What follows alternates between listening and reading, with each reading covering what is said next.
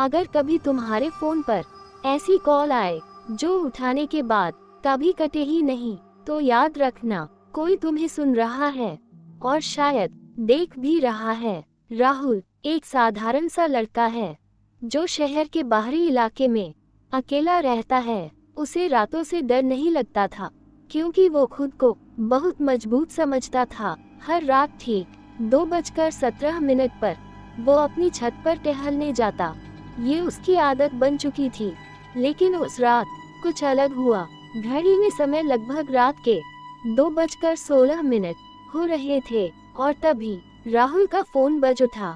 Screen पर लिखा था अननोन नंबर। इतनी रात कौन कॉल करेगा, ये सोचकर उसने कॉल उठा ली। फोन के उस तरफ कोई बोल नहीं रहा था, बस हल्की हल्की सांसों की आवाज थी। राहुल ने कहा हेलो कौन, लेकिन जवाब नहीं आया। उसने फोन काटने की कोशिश की लेकिन कॉल कटी ही नहीं। फोन की स्क्रीन पर कॉल ड्यूरेशन अब भी 0 सेकंड दिखा रही थी। तभी फोन से एक भारी आवाज आई, तुमने देर कर दी। राहुल का शरीर सुन पड़ गया।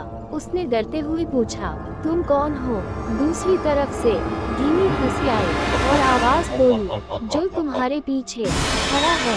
राहुल ने तुरंत पीछे देखा। कमरा पूरी तरह खाली था, लेकिन जब उसने आईने में देखा तो उसे एक साया दिखाई दिया। अगले दिन राहुल ने ये बात पुलिस को बताई, लेकिन कॉल हिस्ट्री में कोई कॉल मौजूद ही नहीं थी।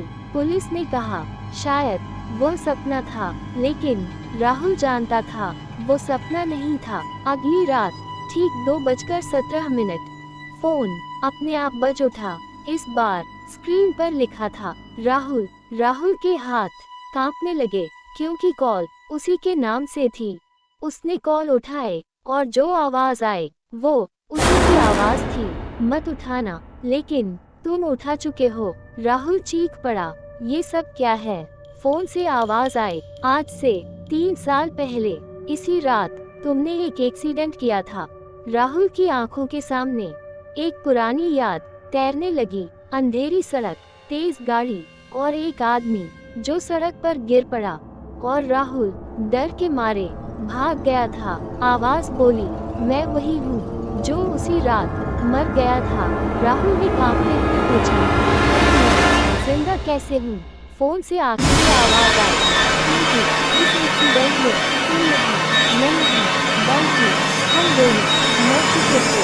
फोन जमीन पर गिर गया। राहुल धीरे धीरे आईने के सामने गया। आईने में उसकी कोई परछाई नहीं थी और फोन अब भी कॉल पर था। कुछ कॉल्स इसलिए नहीं कटती क्योंकि उन्हें उठाने वाला पहले ही मर चुका होता है।